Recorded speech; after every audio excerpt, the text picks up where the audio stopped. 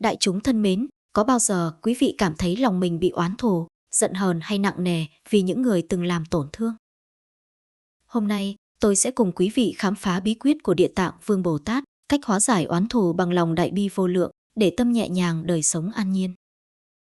Trước khi bắt đầu, xin quý vị hãy nhấn đăng ký kênh Bước Chân Nhân Duyên để không bỏ lỡ những bài pháp sâu sắc, giúp mở lòng, chuyển hóa nghiệp lực và gieo duyên lành mỗi ngày. Phần 1. Đại bi là cội nguồn chuyển hóa nghiệp oán thù. Khi nói đến oán thù, nói đến những vết thương mà người khác đã gieo lên đời sống của ta, đa phần chúng ta có xu hướng phản ứng bằng cách siết chặt trái tim lại. Ta thu mình vào một góc tối, ta mang theo nỗi đau như một vết sẹo chưa bao giờ chịu lành.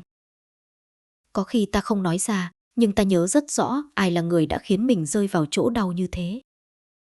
Có khi ta nghĩ rằng ta đã buông rồi, nhưng chỉ cần nghe nhắc đến tên người ấy, chỉ cần thấy họ lướt ngang qua cuộc đời ta một lần nữa, thì ngọn lửa sân hận vẫn âm ỉ bùng lên như chưa từng tắt. Đại chúng có thấy mình trong những điều tôi vừa nói không? Nếu thấy rồi, xin hãy ngồi yên để nghe một bí mật rất lớn, bí mật mà Địa Tạng Vương Bồ Tát đã dạy, đã thực hành và đã dùng để mở cửa giải thoát cho vô số chúng sinh đang ngập chìm trong oán, thù nghiệp, báo. Bí mật ấy chính là lòng đại bi. Tôi biết, hai chữ đại bi nghe tưởng như nhẹ, nhưng thực ra nó là một ngọn núi. Không phải ai cũng có thể bước chân lên đỉnh núi ấy. Nhưng chỉ cần đại chúng bắt đầu hiểu được nền tảng của đại bi, đại chúng sẽ thấy cả một thế giới mới mở ra. Địa Tạng dạy rằng tất cả oán thù, tất cả nghiệp chướng, tất cả sự tổn thương, tất cả nỗi đau mà ta đang phải gánh chịu, không thể được hóa giải bằng lý luận, bằng trí óc hay bằng bất kỳ sự chống trả nào. Cũng không thể hóa giải bằng một câu nói, tôi tha thứ, bởi đôi khi câu đó chỉ là lớp áo ngoài che giấu trái tim đang đầy vết xước.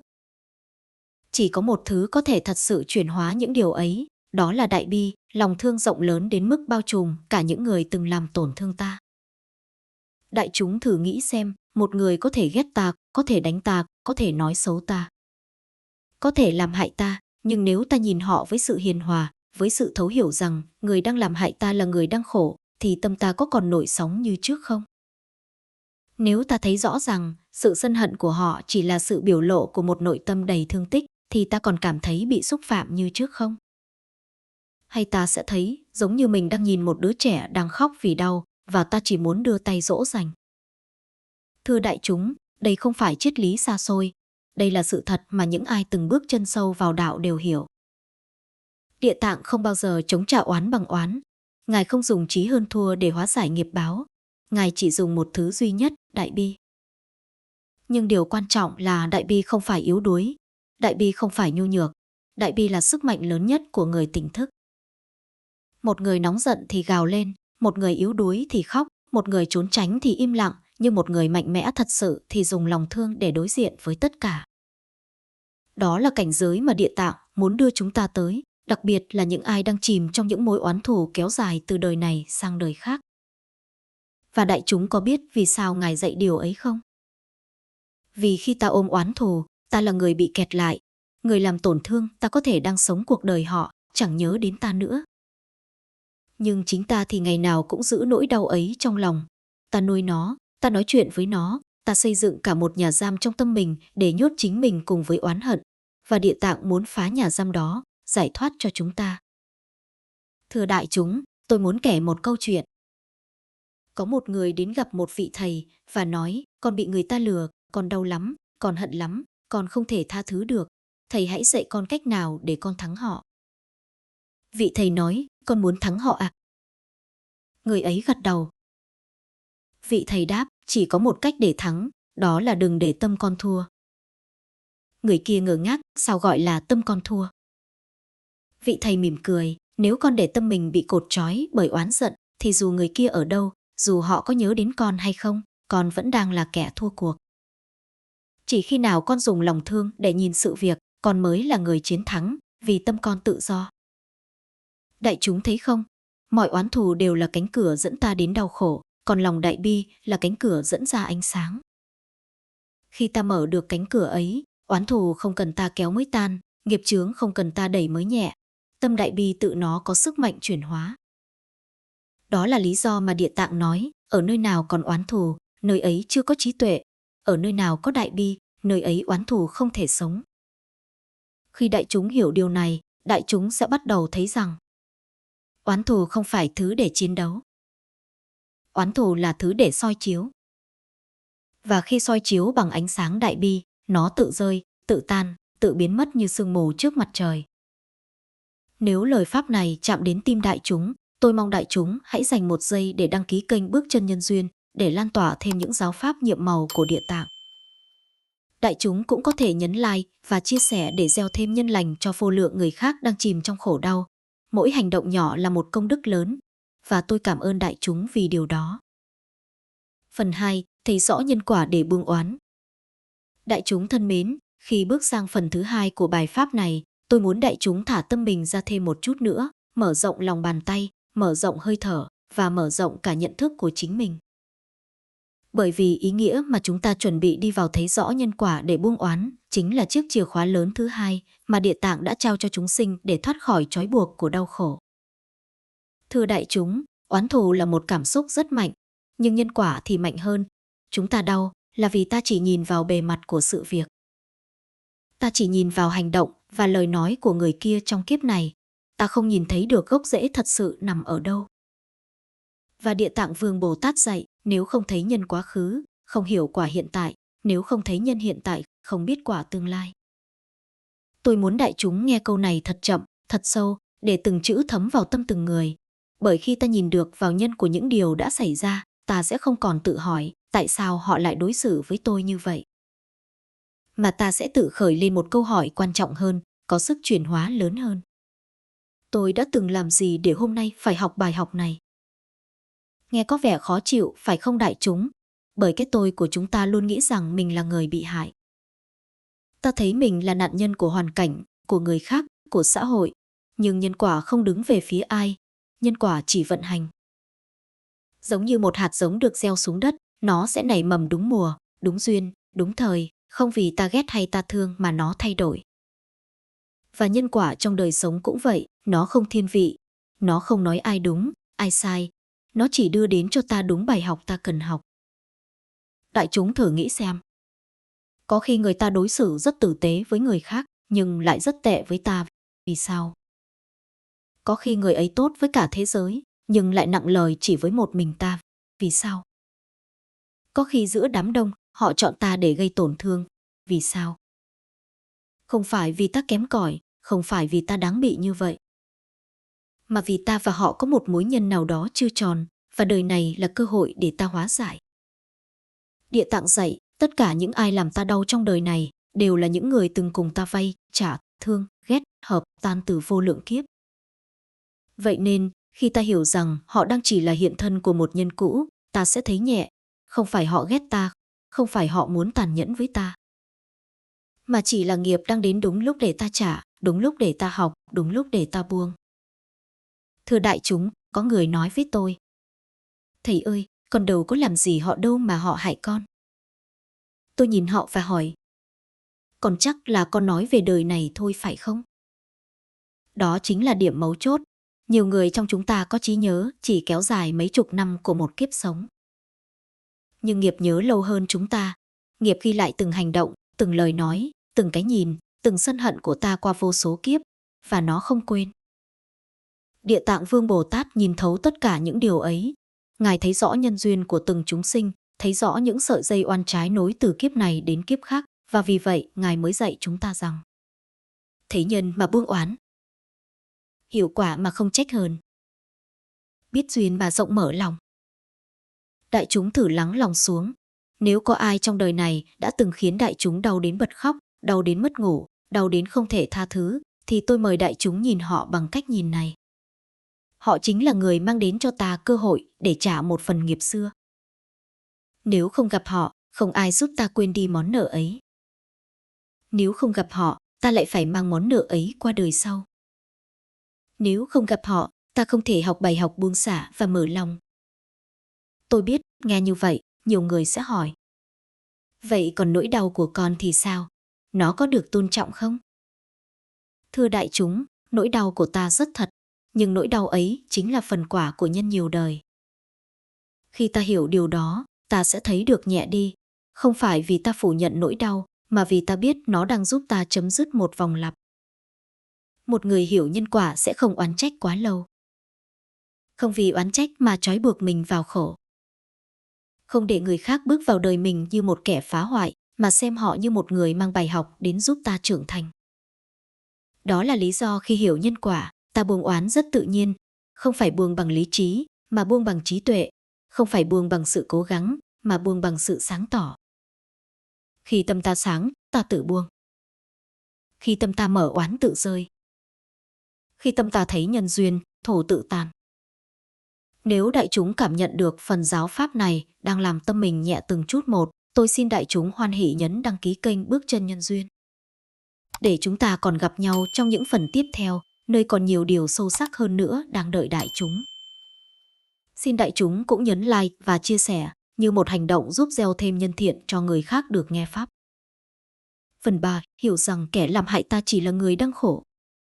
Đại chúng thân mến, chúng ta đã đi qua hai cánh cửa rất lớn mà Địa Tạng Vương Bồ Tát đã mở ra cho chúng sinh, cánh cửa của Đại Bi và cánh cửa của nhân quả. Nhưng để hai cánh cửa ấy thật sự đưa ta đi sâu vào sự chuyển hóa, vào sự giải thoát khỏi những oán kết chằng chịt trong lòng, ta cần bước vào một tầng hiểu biết cao hơn, mênh mông hơn và cũng đầy thấu cảm hơn. Đó là tầng hiểu rằng kẻ làm hại ta không phải người xấu, họ chỉ là người đang rất khổ.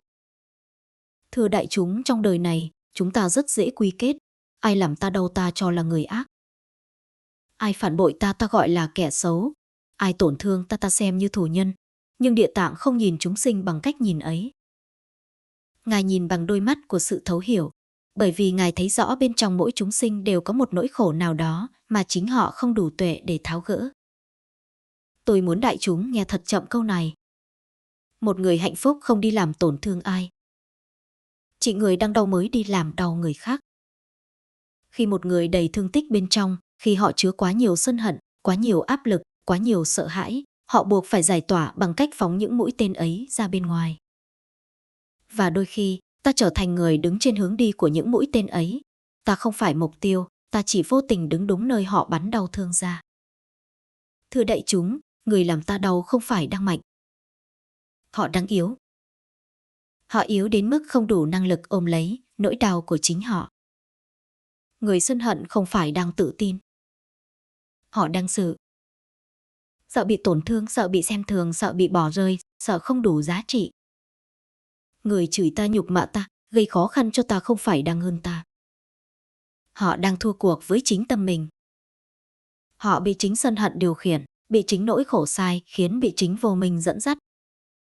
Và khi Địa Tạng nhìn thấy điều đó, Ngài không trách họ, không phán xét họ, không kết tội họ, Ngài thương họ.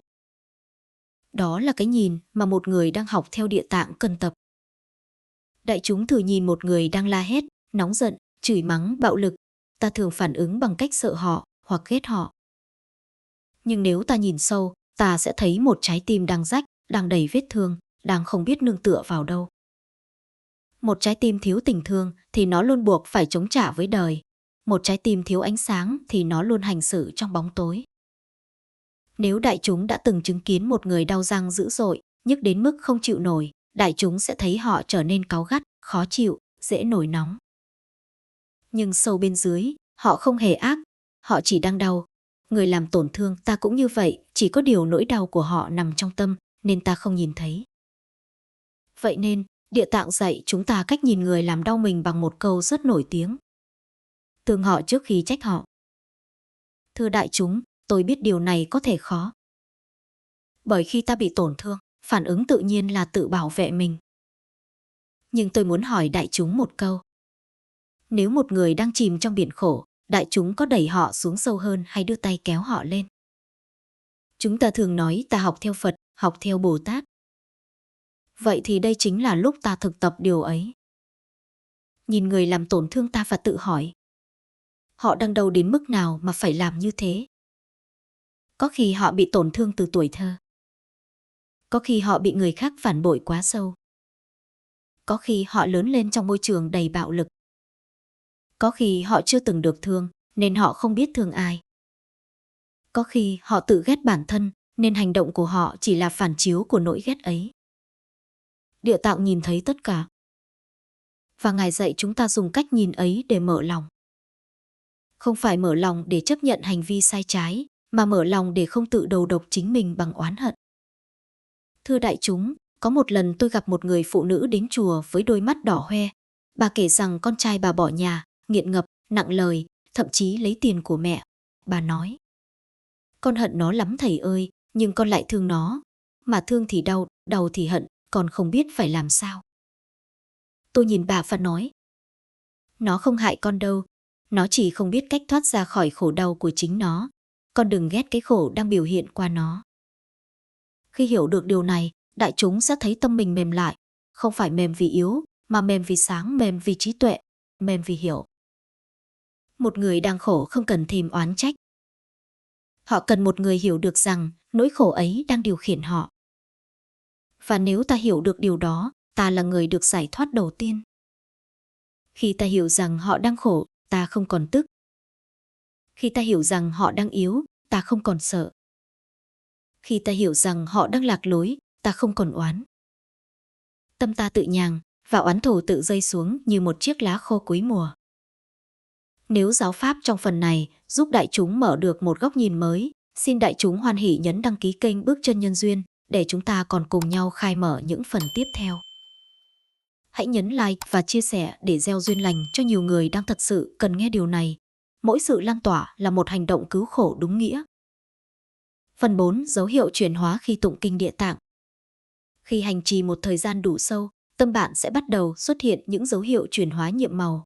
Đó không phải phép màu bên ngoài, mà là cánh cửa của nghiệp đang dần hé mở. 1. Tầm bớt sân hận, lòng từ tự nhiên sinh khởi. Bạn sẽ thấy những điều từng khiến bạn bực bội nay trở nên nhẹ nhàng.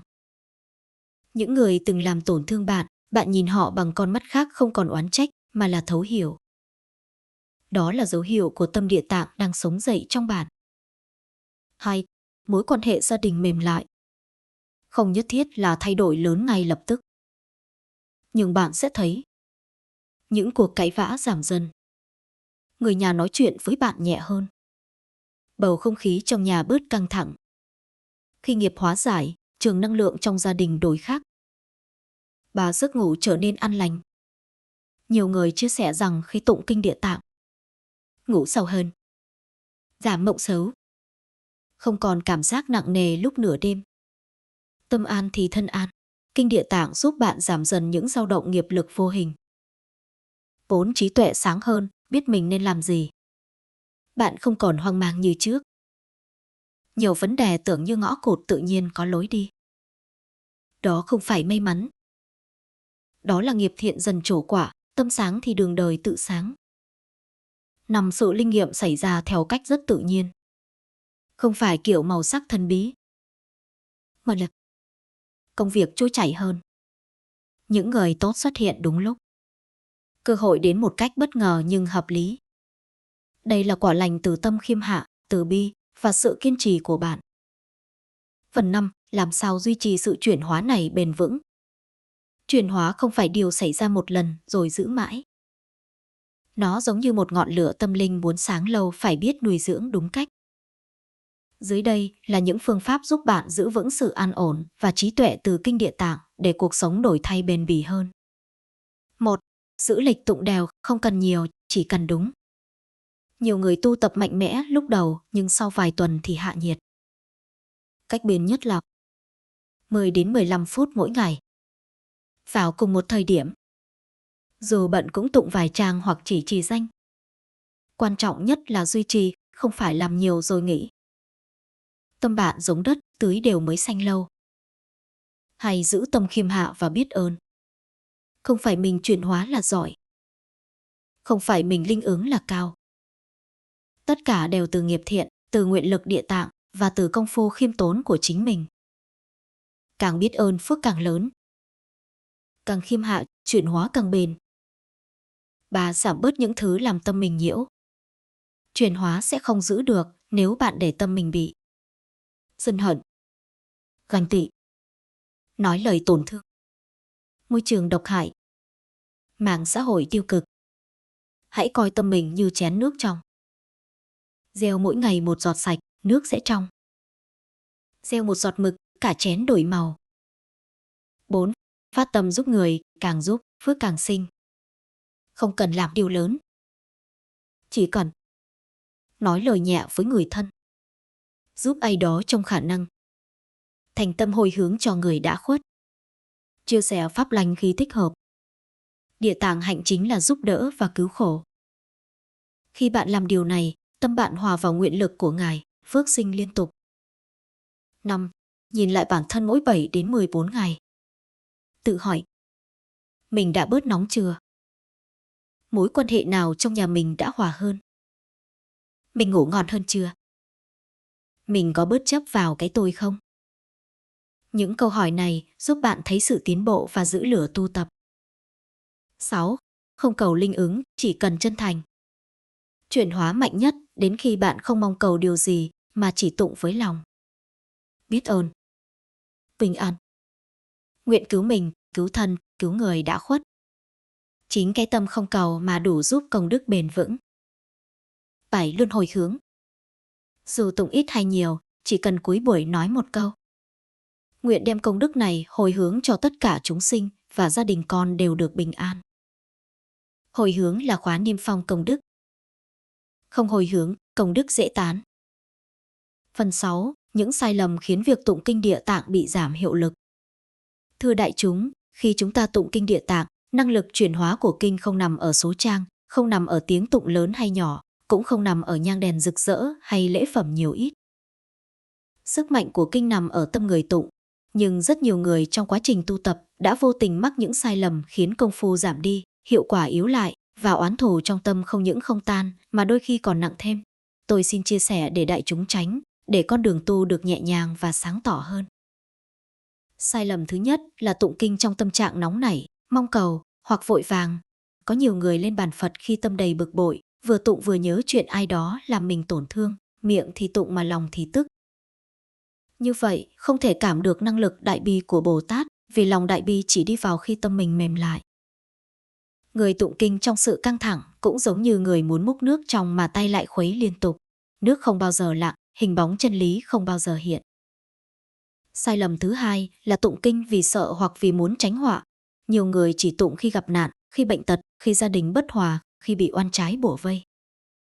Tụng như vậy vẫn có phước, vẫn có lợi, nhưng hiệu lực rất hạn chế vì tâm còn đầy nỗi lo, nỗi sợ, nỗi muốn.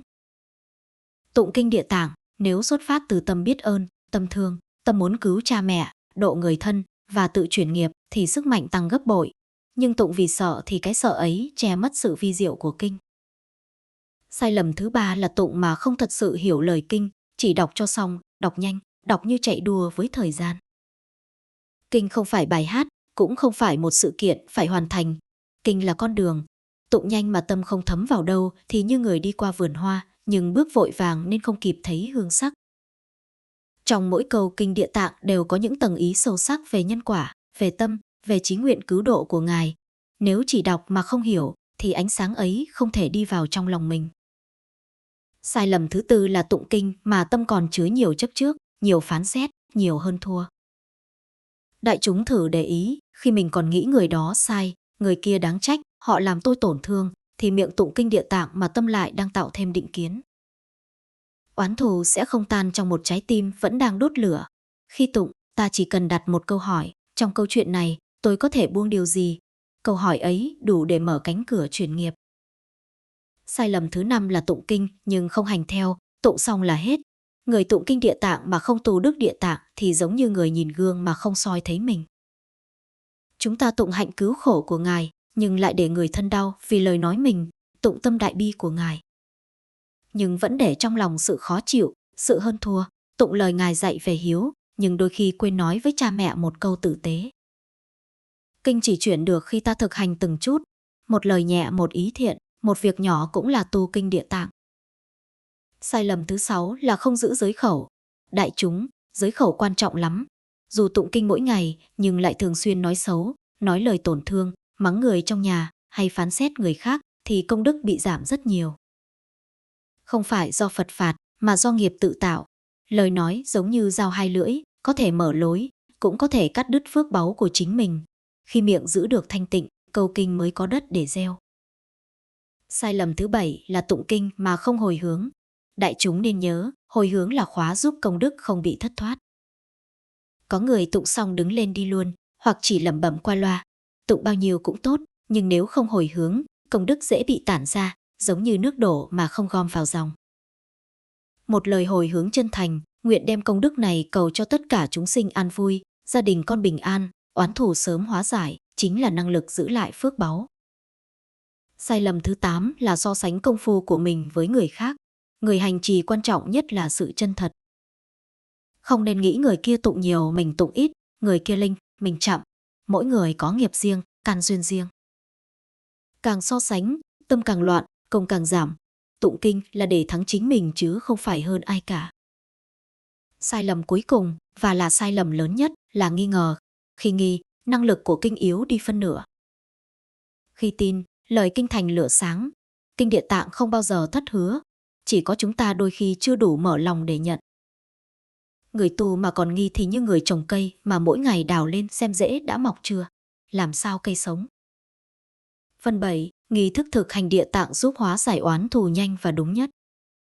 Thưa đại chúng, muốn hóa giải oán thù bằng sức mạnh đại bi của Địa Tạng, chúng ta không chỉ hiểu mà còn cần một nghi thức hành trì đúng. Nghi thức ở đây không phải là những thủ tục phức tạp hay hình thức rườm rà, mà là một quá trình đưa tâm trở về đúng vị trí. Để năng lực đại bi của Ngài có thể chảy vào trong chúng ta, thấm vào từng niệm, từng hơi thở. Từng vết thương trong lòng, hành trì đúng là mở cửa, tâm mở là tiếp nhận, và sự tiếp nhận ấy chính là chuyển hóa. Trước khi vào nghi thức, điều quan trọng nhất là chuẩn bị tâm, chứ không phải chuẩn bị bàn thờ.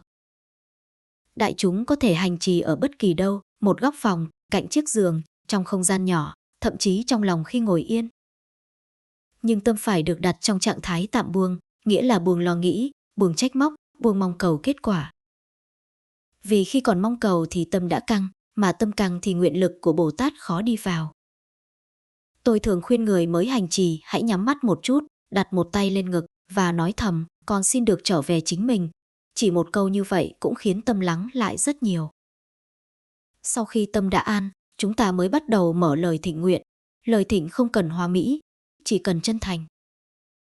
Một câu đơn giản, Nam Mô Đại Nguyện Địa Tạng Vương Bồ Tát, con xin được nương nhờ ánh sáng từ bi của Ngài để tự chuyển nghiệp của chính con và hóa giải những oán thù còn vướng trong lòng. Khi lời này cất lên, tâm đã đặt vào đúng hướng về sự chuyển hóa, không phải hướng về trả đũa hay mong người khác thay đổi. Và lúc ấy, tôi tin chắc đại chúng sẽ cảm thấy một sự dịu lại trong lòng. Khi bước vào tụng kinh hoặc trì danh, điều quan trọng nhất là giữ hơi thở đều và không gấp gáp. Từng câu kinh, từng tiếng niệm danh hiệu Bồ Tát phải được đưa ra bằng sự thành kính, như thể mình đang rót một dòng nước mát vào chính trái tim mình. Có người tụng lớn, có người tụng nhỏ, có người tụng thầm, tất cả đều đúng, miễn là tâm không phóng đi. Khi tâm chạy, đại chúng không cần trách mình, chỉ cần nhẹ nhàng kéo nó về và tiếp tục tụng như chưa có gì xảy ra. Sự quay về liên tục ấy chính là tu. Đối với những đại chúng muốn hóa giải oán thù nhanh, tôi khuyên nên kết hợp một pháp thực hành rất mạnh trong kinh Địa Tạng, đặt người khiến mình tổn thương trước mặt tâm mình. Không phải tưởng tượng họ để trách móc, mà là để nhìn lại. Khi tụng, hãy âm thầm nói trong lòng, con xin hồi hướng công đức này cho người đã khiến con đau. Con không muốn giữ oán, con chỉ muốn cả hai chúng con đều được an. Khi lời nguyện này phát ra, năng lực đại bi liền mở rộng.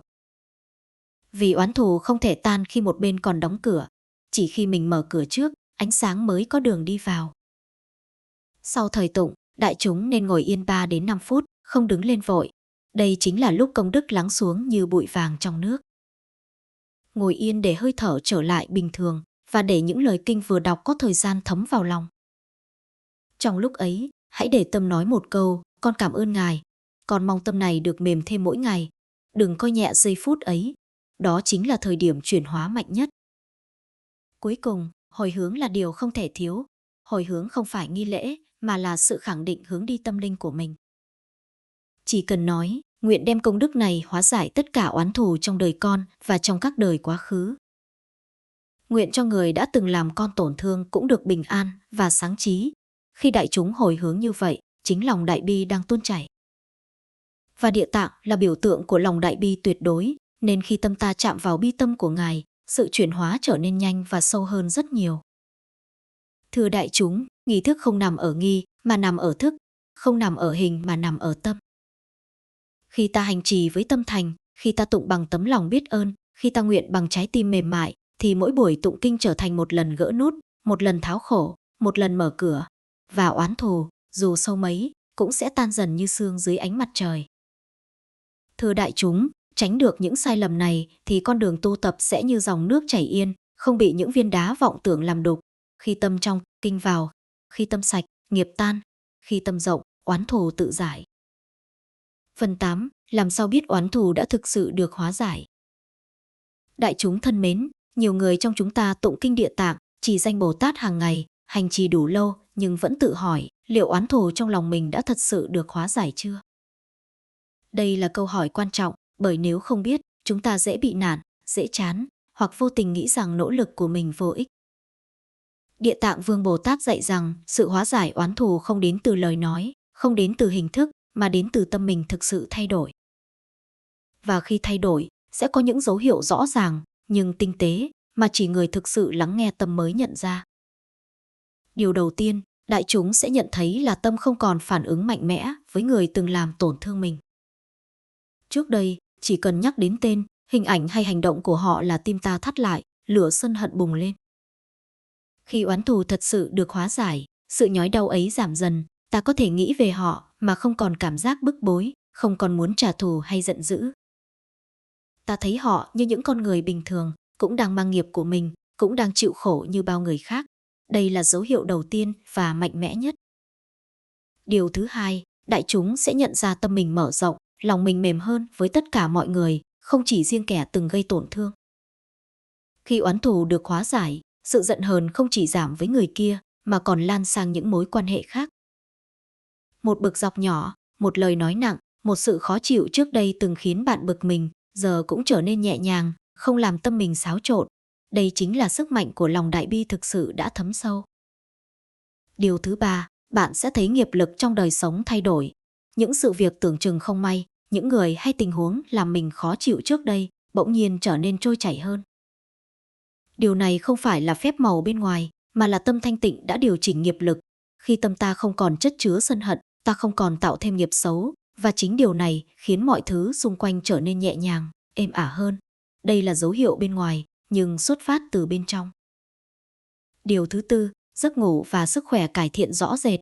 Đại chúng sẽ thấy ngủ sâu hơn, không còn ác mộng liên quan đến người gây tổn thương, cơ thể ít căng thẳng, tinh thần nhẹ nhàng hơn. Khi tâm an, thân sẽ an, và dấu hiệu này là một minh chứng sinh động rằng oán thù đã nhường chỗ cho bình an. Điều thứ năm, bạn sẽ tự nhiên hồi hướng công đức cho người từng gây tổn thương mà không cảm thấy miễn cưỡng hay giả tạo. Khi tụng kinh hoặc trì danh, lòng bạn sẽ nhẹ, bạn tự mỉm cười với chính sự tha thứ của mình, tự cảm nhận niềm vui của đại bi đang tràn ngập. Đây là thời điểm bạn nhận ra rằng oán thù đã được chuyển hóa thành lòng từ. Điều cuối cùng, dấu hiệu sâu sắc nhất là tâm không còn bám víu vào cái tôi bị tổn thương. Khi nhìn lại, bạn thấy mình đã trưởng thành, đã bao dung hơn, đã vượt qua nỗi đau mà không cần ai công nhận, không cần chứng minh. Đây chính là cảnh giới mà Địa Tạng Vương Bồ Tát dạy, oán thù không còn chỗ trú ngụ trong lòng, chỉ còn lại lòng từ bi và trí tuệ. Khi đạt được cảnh giới này, đại chúng sẽ thấy nhẹ nhàng, thanh thản, như thể cả đời đã tìm kiếm đều tìm thấy. Thưa đại chúng, nếu những dấu hiệu này đang xuất hiện trong lòng đại chúng, xin hãy ghi nhớ và trân trọng. Bởi đó là bằng chứng sống cho công phu tu tập, cho lòng kiên trì, cho sự kiên nhẫn và tin tưởng vào giáo pháp của Địa Tạng. Khi nhận ra, đại chúng đừng quên nhấn đăng ký kênh Bước Chân Nhân Duyên để cùng tôi chia sẻ những bước đi tiếp theo trên con đường giải thoát. Nhấn like để gieo duyên lành và chia sẻ để nhiều người khác cũng được nghe pháp này, được mở lòng, được hóa giải oán thù và sống trong bình an.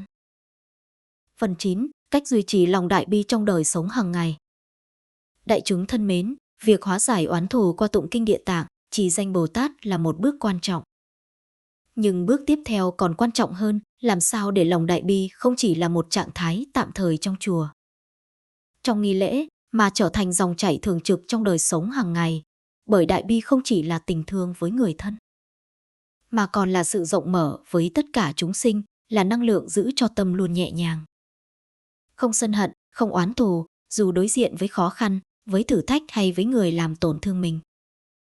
Để duy trì lòng đại bi, trước tiên, chúng ta cần tập trung vào từng hành động nhỏ mỗi ngày. Mỗi lời nói, mỗi cử chỉ, mỗi quyết định đều có thể là nơi gieo duyên thiện. Khi gặp người thân, hãy nói lời dịu dàng, nhìn họ bằng ánh mắt thấu hiểu, không phán xét. Khi gặp người xa lạ, hãy mỉm cười và nhường nhịn một chút, dù là hành động rất nhỏ, nhưng đó chính là phát triển tâm từ bi liên tục.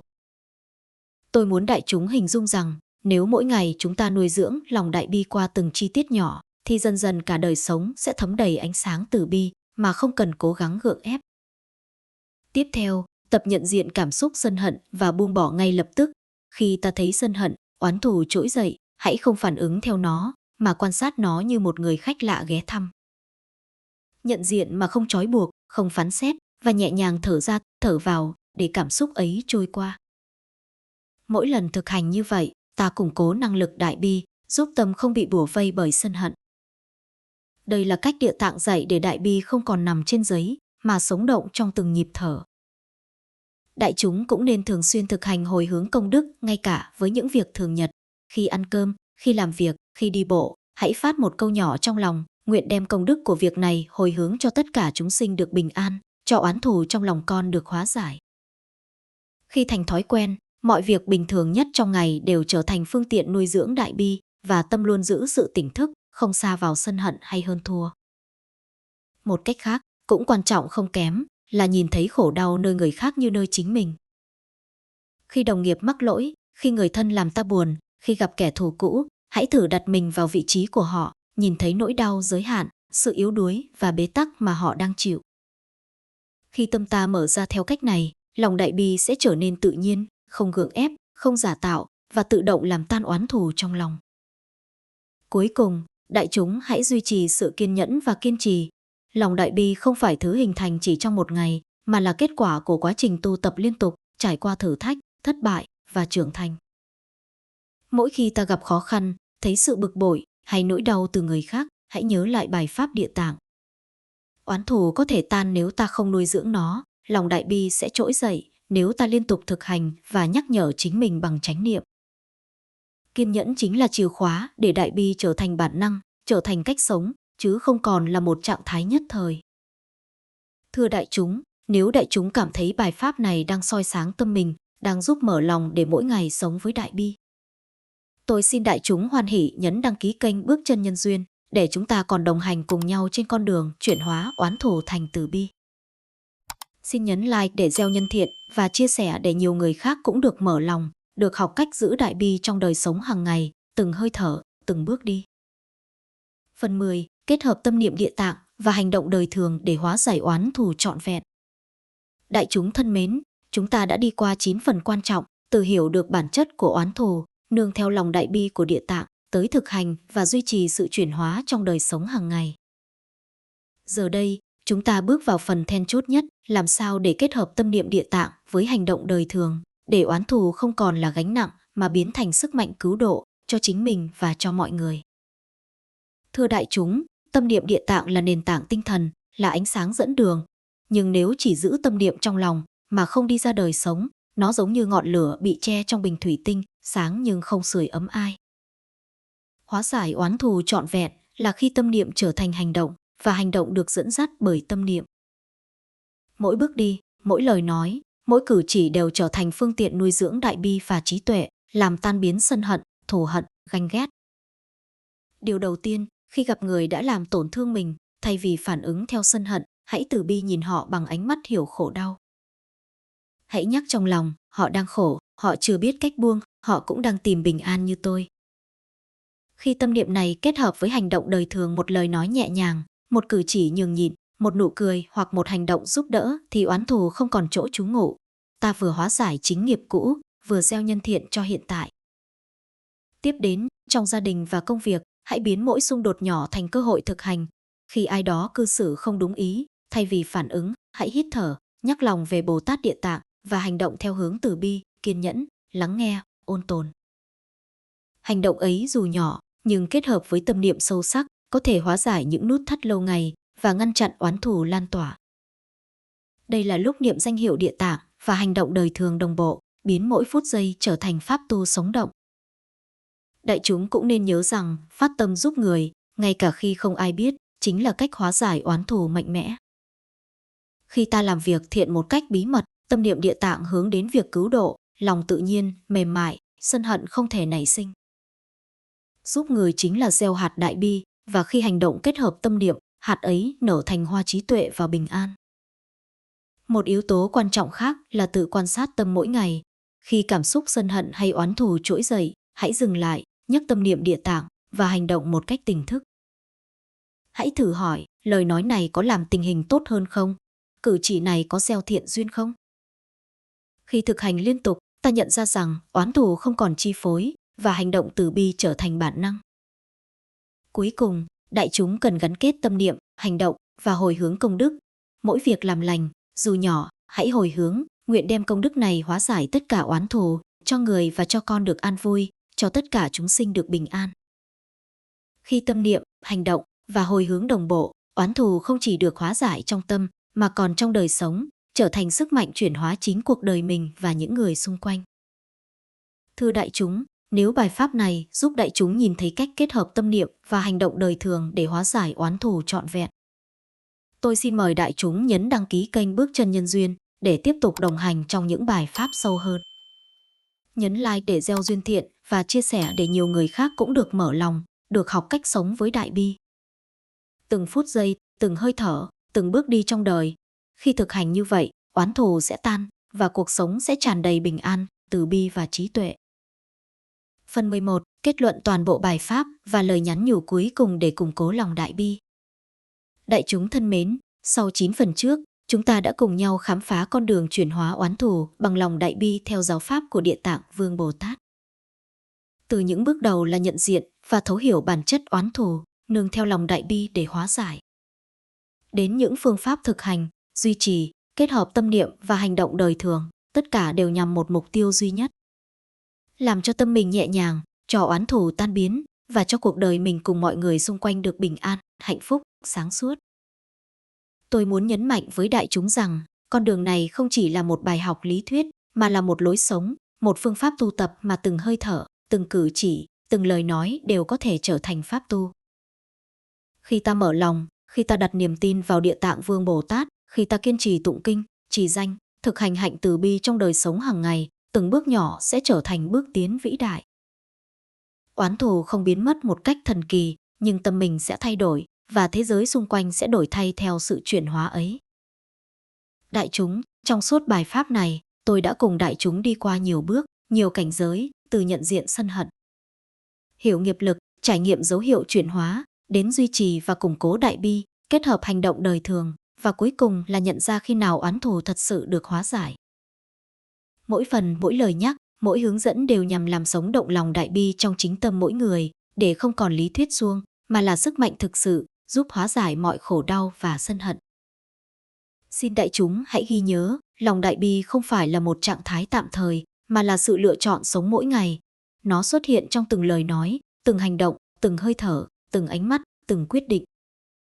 Khi đại chúng giữ được điều này, oán thù sẽ không còn chỗ trú ngụ, bình an và trí tuệ sẽ tràn ngập, không chỉ cho chính mình mà còn cho tất cả những người xung quanh. Và thưa đại chúng, đây cũng là lúc tôi muốn gửi lời nhắn nhủ cuối cùng, hãy để tâm niệm Địa Tạng luôn đồng hành cùng hành động đời thường. Hãy biến lòng đại bi thành năng lượng sống, mỗi ngày gieo nhân lành, từng bước xóa bỏ sân hận, từng lời nói chuyển hóa oán thù, từng hành động cứu khổ. Khi làm được như vậy, đại chúng không chỉ tự cứu mình mà còn cứu người, không chỉ hóa giải oán thù mà còn gieo hạt giống hạnh phúc bền lâu. Nếu bài pháp này đã chạm vào lòng đại chúng, đã soi sáng một phần con đường tâm linh của quý vị, tôi xin mời nhấn đăng ký kênh Bước Chân Nhân Duyên để tiếp tục đồng hành trong những bài pháp sâu sắc hơn. Nhấn like để gieo duyên thiện và chia sẻ để nhiều người khác cũng được mở lòng, được học cách sống với đại bi trong từng hơi thở. Từng lời nói, từng bước đi, hãy cùng nhau, từng ngày, từng phút, xây dựng một đời sống không oán thù, tràn đầy từ bi, bình an và trí tuệ. Đại chúng xin hãy ghi nhớ, Địa Tạng Vương Bồ Tát luôn đồng hành với những ai chí thành tu tập, và khi lòng ta mở ra, ánh sáng từ bi sẽ dẫn lối từng bước trên con đường chuyển hóa oán thù và hóa giải khổ đau.